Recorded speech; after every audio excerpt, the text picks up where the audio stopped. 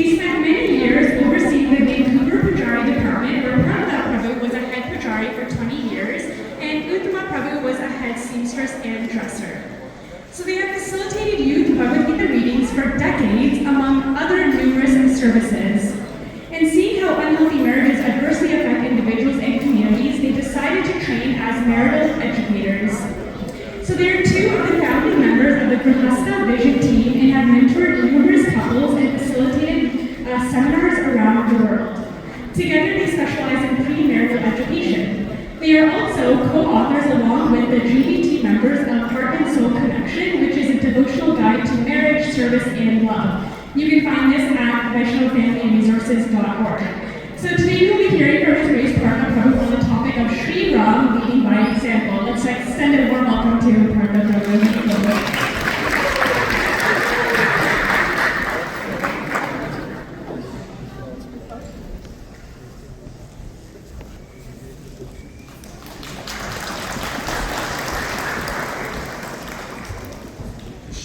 Anyone here for the first or second time? Welcome.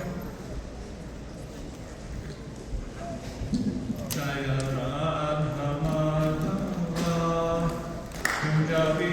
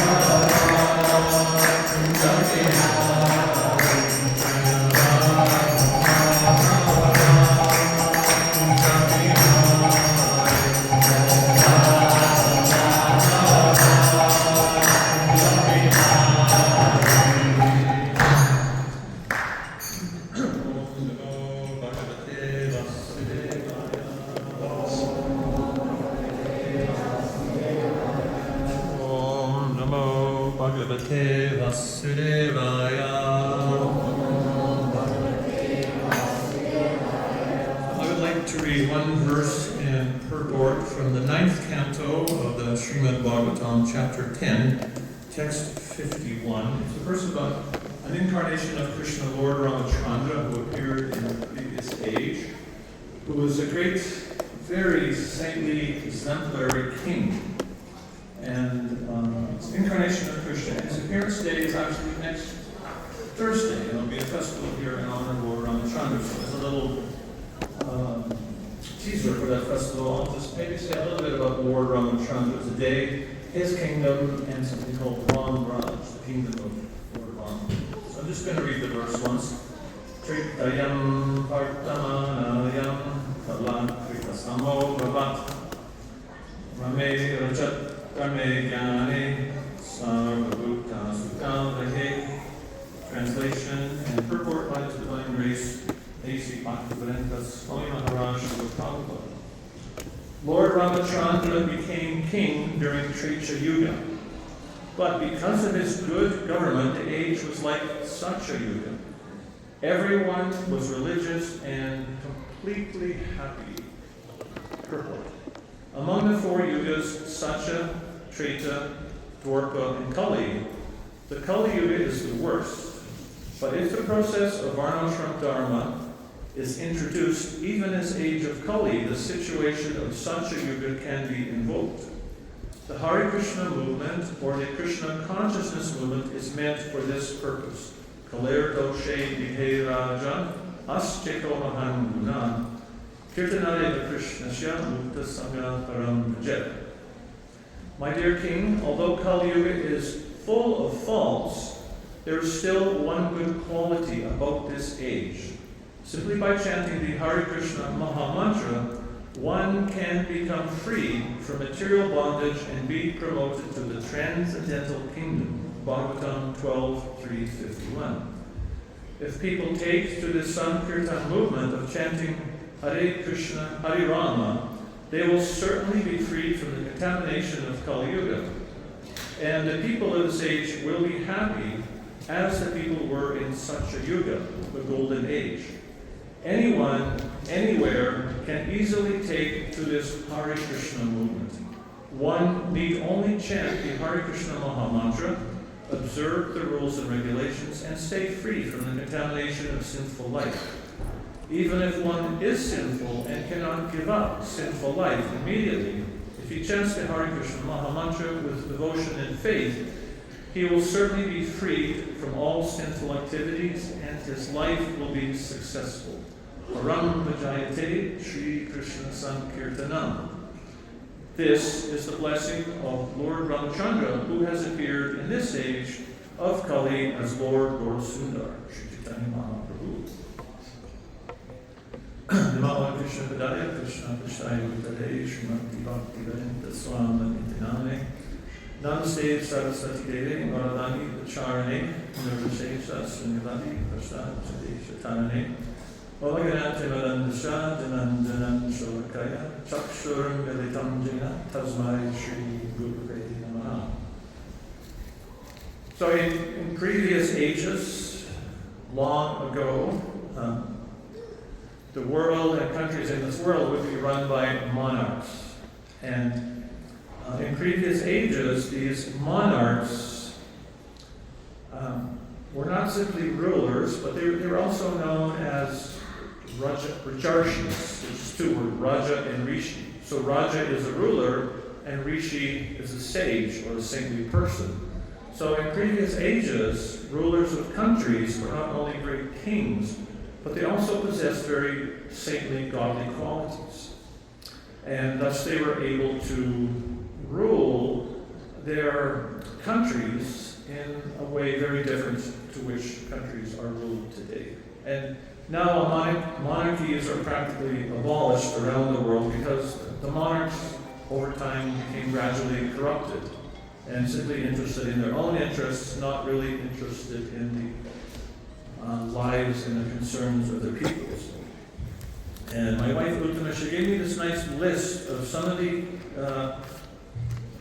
very interesting qualities of Lord Ramachandra. So I'd just like you to consider these for a minute. One, so he was very principled. Some people have principles, but their principles change according to time and circumstance for their self-aggrandizement or self-benefit. So that's not really principled, meaning you have principles and that's how you live your life. They had prowess. So these great Kshatriyas in Vedic times, if there was a battle, they would actually be on the front line. They wouldn't be sitting in some bunker hundreds of thousands of miles from the conflict. They would actually be there supporting the troops. That was real prowess. They were conscientious to follow their principles and live that life and guide their citizens. They were grateful to everyone.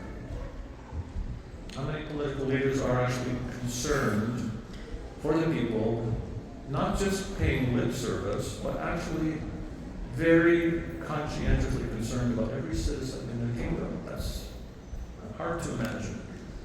Here's another one that's very hard to imagine. He was truthful. Truthful politician, it's like an oxymoron. It's very rarely seen today. He had high morals and accompanying conduct. So he lived according to very moral principles. He was munificent. Kings would not only tax, but they would use those taxes to benefit the people, and in times when there was scarcity, their treasuries, they would open their treasuries to look after the benefit of the citizens. So they were very, very munificent in that way. They were competent.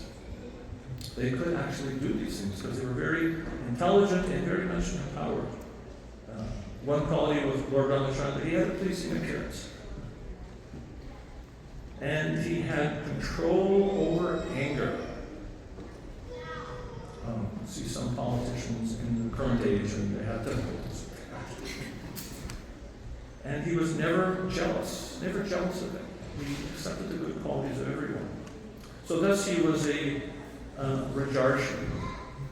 And so Prabhupada described in his purport how during the reign of this great king, Lord Ramachandra, it was like a previous age prior to the age that he was in which it was a very unique atmosphere in which the entire population of the world was very much fixed in God consciousness, very absorbed in God consciousness. And that concept of life, there's an interesting scripture called Sri Ishupanishad, which describes this state of God consciousness in which these kingdoms, like in Satyuga and the kingdom of Lord Ramachandra, the type of consciousness that people possessed. So that consciousness is described, it's framed described nicely in two verses. And the first is Om Purnam Araham Purnamidam Purnam Purnam Budhachate Purnasham Purnamaraya Purnameva Vashishate. So the premise is the personality of Godhead is perfect and complete, and He's created this material world which is also equipped as a perfect, complete whole. And within this world, there is actually a perfect, complete arrangement for the maintenance and sustenance of all living entities. So that is actually the arrangement of the Creator of this world that we live in. There is actually a perfect, complete arrangement for everyone. And the next verse qualifies what it's like to live in that kingdom with the proper attitude. It's Ishvashamidam Savam Yatkin Cham Jagatam Jagat. Tena Chaktina Bunjita Magrita Kashusidanam. And that's to understand that everything with this creation is owned and controlled by the Supreme Lord. Everything. The earth, the water, the sky. We're all parts and parcels of God, so in that sense we're a part of Him. So everything is owned and controlled by the Lord, totally. And understanding that is described, therefore, everyone should only accept what is given to him as his God-given quota, and one should not encroach upon the rights of others. So that's not like in communism, everyone got rations. It's not that in Vedic times there was some ration, you only got so much bread. That's what it was like in the Soviet Union. Things were rationed. There was scarcity. In Vedic civilization, there was abundance. It was actually a very much agrarian-oriented society. And so how could you have a state where everyone is satisfied? That's very hard to imagine in the age we live in now, which is very chaotic, very unpredictable, and very stressful. But you can imagine an age in which everyone was relaxed, satisfied, peaceful. That's the state of the kingdom and consciousness that's described in this Upanishad. So everyone realized their relationship with God. They realized that they were a part of God. Just like my telephone has different parts. There's a screen on it. The screen broke once, and it was repaired for free. But the cost of the screen might have been $50 or something. So if you have that screen of the phone separate from the phone, it has a value of $50. That's all its only value. If that screen is attached to the phone, all of a sudden the phone's worth maybe $700, $800, and you can do all kinds of things with it. It becomes valuable. So the part by itself independently doesn't really attain its full value. But when a part of any machine or device is connected to the device as a whole and is functioning as a part in relationship with that whole, it attains the accumulated value. So in the same way, if we can see and understand how we are parts and parcels of God, and we're meant to somehow serve Him by serving others, and understand that by His arrangement, there is an allotted quota for all of us. And again, that's not some ration, but that everyone has enough that they're satisfied. And they're satisfied primarily also because they have a relationship with God. So it's not the Vedic religion, Krishna consciousness, it's not God-fearing, it's God-loving. That we understand God as the supreme, most compassionate, kind person, and we want to. And that attitude and relationship that one develops with God, that's what gives one the inner satisfaction and happiness. Therefore, one is happy just within himself. One can become self-satisfied. In the present day and age, people are either devoid of consciousness or only pay lip service to religion, but don't actually live the religion in their hearts. And therefore people, they're not really fully satisfied. And therefore seeking satisfaction in this material, we tend to look for more things that will try and satisfy us. There's a greed develops. And the problem with greed is that some people become so greedy that literally you're encroaching upon the rights of others. There's one multi-billionaire, he is quoted as saying that empathy is a human weakness. Empathy is a human weakness. So that means you don't really care about what people feel. So his philosophy is I should just try and get as much as I can and exploit as many people as I can to accumulate as much as I can.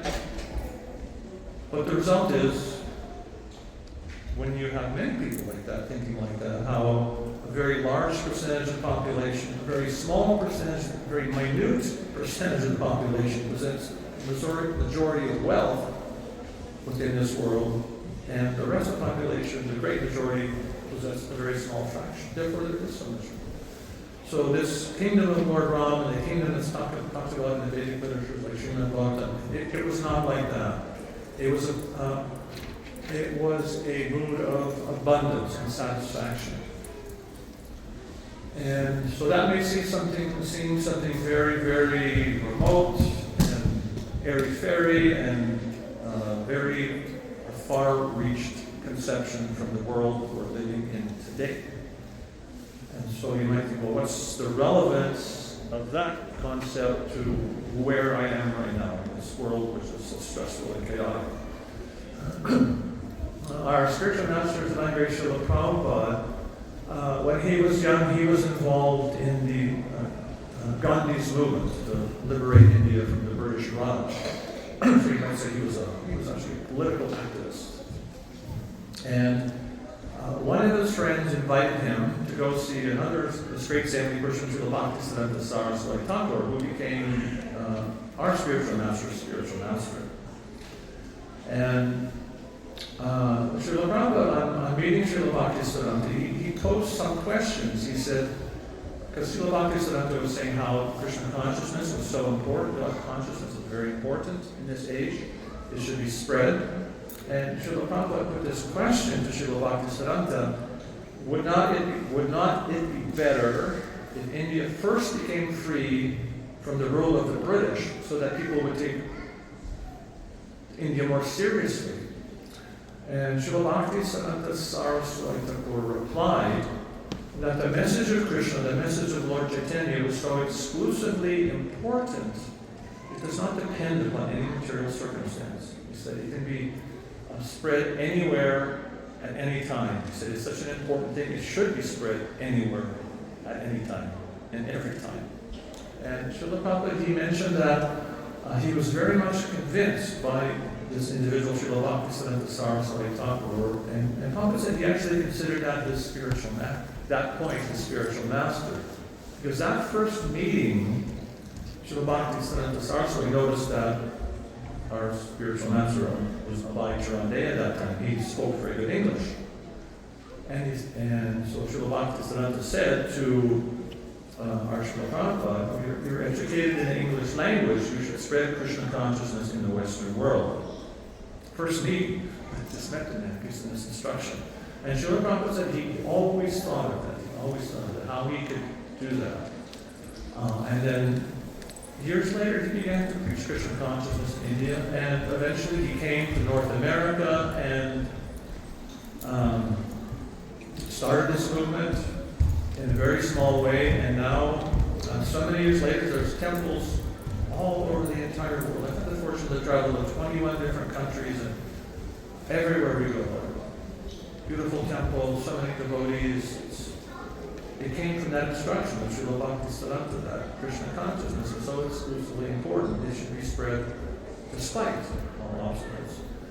And a powerful example of that was how Krishna consciousness was actually spread in the former Soviet Union. So that was a very totalitarian regime. Religion was very much suppressed. Government was very strictly controlled. The KGB, like the underground police, they had spies everywhere. If you were doing something not approved by the state, you could be put in jail or sent to Siberia, some labor camps. Extremely strict. Despite that, somehow Krishna consciousness spread. And it began with Srila Prabhupada going to India. Some Russian scholar, Katasky, arranged for a meeting with Srila Prabhupada. So on that invitation, Srila Prabhupada was able to go to Moscow. And Srila Prabhupada described that when he got to Moscow, they actually searched his bag. And so they were looking in a suitcase, and there was a Bhagavad Gita. And Prabhupada said the security man was looking at Prabhupada's Bhagavad Gita. And Prabhupada said he thought, I'm finished. But the man just closed the book, zipped up the suitcase, and told Prabhupada to go. And somehow Prabhupada, when he was in Russia, one boy they met on the street. He became interested. They invited him to the hotel. Prabhupada preached to him for several days. He became initiated. He was a Nandashanti. And they left a book with him. And he began telling others about Krishna consciousness. And somehow devotees found ways to smuggle books into India, into Russia. And that was very illegal at that time. And what the devotees would do, they would have these they'd have a film camera, and they would photograph every single page of the book. And then in their bathroom, they would have a laboratory where they would develop the pictures. They would take a picture of every book, they would develop it, print it, then they would stitch these photographed pages together and then distribute those books. And then Krishna consciousness spread it that way, in a very underground way. And at that time, some devotees were caught, and they were actually put in like labor camps in Siberia for doing that. But somehow Krishna consciousness spread, despite the great obstacles that these devotees faced. And it's quite remarkable that we actually went to the former Soviet Union 4 times, visited many cities, and you see the influence of especially thousands and thousands of devotees in the Soviet Union. Very serious about Krishna consciousness. So that was spread despite all obstacles. So even our situation now, we have religious freedom, which is a very wonderful thing. We have a society where there's relative abundance. It is a world in which there is chaos and uncertainty and anxiety. But at the same time, just as it was as difficult to spread Krishna consciousness in places like the Soviet Union, we can also take to Krishna consciousness. At least we have the freedom to practice it. And Prabhupada says you can simply begin if you take the chanting of the Hare Krishna mantra, Hare Krishna, Krishna Krishna, Hare Hare, Hare Rama, Rama Rama, Hare Hare. And Srila Prabhupada used to say, you should just try this chanting in your home. So there's no expenditure, there's no tax on it, there's no loss. Just try it, you can only gain. And that's how Krishna consciousness spread. throughout the world. People just tried chanting Hare Krishna, and they had some transcendental experience. So Srila Prabhupada, he was explaining how that his mantra, we might see it, written in a Roman alphabet, and you might think, well, it's just words. But Srila Prabhupada, he explaining how that mantra is a sound vibration imported from the spiritual world. And by vibrating that mantra, it actually, when we chant sincerely within our hearts, it can transform us to that spiritual reality. So, one will experience, if they try chanting Hare Krishna, you'll gradually notice a change in consciousness. If you read the books, Srila Prabhupada, he smuggled one book into Russia, another way smuggled books in. And these were printed and spread. And that changed the lives of so many people, just reading those books and understanding the philosophy of Krishna consciousness. How one can become happy on a spiritual platform. It changed people's lives very greatly. And that's actually available to all of us. And so especially, I don't know, is the battery dead? No, it's still got a battery. Okay. So we all have that facility in our lives that we can take to Krishna consciousness in some degree. And we see how, I'm not sure if it's going on. If you have it, okay. I don't know if I should be shouting if the mic's not working now. I think it's working now. We'll just switch it. Okay, good. Sorry. So, Lord Ramachandra, he was exemplary king. He led by example. And everyone here can be an example for someone. I've been a devotee for 54 years. So people are interested to hear from me because I had 54 years of experience. You may have been a devotee for 10 years. You also have a lot of experience you can share with us. You may be a devotee for 1 year or 1 week. You know something that someone else doesn't know. You maybe know something for 1 day that gave you a positive experience. You can share that with others. And the more we share the spiritual knowledge we have with others, then the more that consciousness gets spread throughout society. And if we spread that consciousness, all of us, according to our ability and position, everyone is a leader in some degree. Creator is small. Even your mother, you have a kid.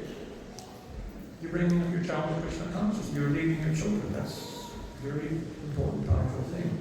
So if everyone does that, the world gradually changes. And it's described of the incarnation of Krishna Lord Chaitanya Mahaprabhu. He came to this world to spread the holy name of the Lord. And at one time, these Vedic mantras, like the Hare Krishna mantra, it was considered that only saintly persons or brahmanas should chant these mantras. No one else should chant them. They shouldn't be distributed freely. But Lord Chaitanya Mahaprabhu, he came and freely distributed those mantras. Freely distributed them. I remember before becoming a devotee trying to get involved with one organization, and sold me some mantra, and I was trying to ask them what the ultimate truth was. And they said, well, we can't tell you until you pay all the money for all the courses that we have. We wouldn't tell you what the truth was, what the goal was. And the first time I picked up one of Srila Prabhupada's books, the Bhagavad Gita as it is, I'm just Srila Prabhupada said, Krishna is the Supreme Personality of God and the absolute truth. So that's what I'm going to hear. And everything he said in his books, it was like something that was so clear, so lucid. I could see here, this is not just philosophy, this is a way of life. And Prabhupada explained very practically, in very down-to-earth ways, how one can apply that philosophy of God consciousness in one's life in a very simple, practical way. So all of us who are long-term members in the society here in the temple, or just visiting, we all have some understanding of Krishna and had some experience, and we can benefit others by telling them what we know, telling them what our experience is. Not that we want to push it down people's throat. We don't want to push it on people. But we want to let people have that experience, to have some spiritual experience. We encourage people to chant. You can give them prashadam. Like many people, the first time they come to a temple, they find there's something about the food that's distributed here. Actually, in the former Soviet Union, the Russian devotees were telling us that the KGB had said there was 3 things that were a danger to communism: Western dress, Western music, and Hare Krishnas. They actually considered Hare Krishnas were a threat to communism. And apparently they were actually very concerned about the food that the devotees distributed. They thought that's why all these people were changing and becoming these crazy people who were chanting Hare Krishna. So they would go undercover and get some of the food and then take it out, take it to a laboratory, and they were trying to analyze what are these people putting in the food that's making these people change so much. It's not some chemical, it's called bhakti, it's called love. And because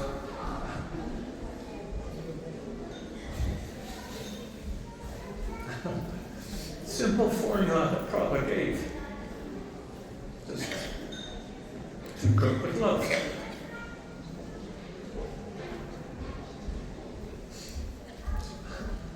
Excuse me, that's accidental. Well, even the prashadam transforms people's lives. So it's actually a very powerful spiritual process, and all of us have some degree of experience, and I encourage all of you to share what you know with others, and all of you to read Srila Prabhupada's books, because the more you read Srila Prabhupada's books,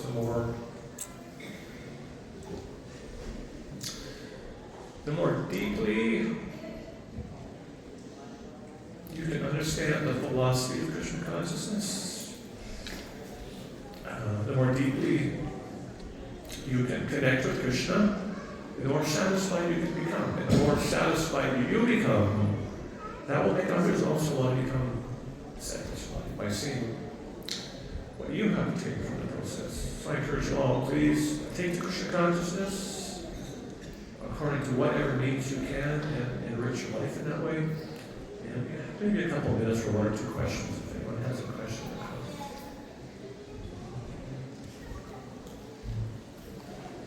Okay, so thank you very much. Questions?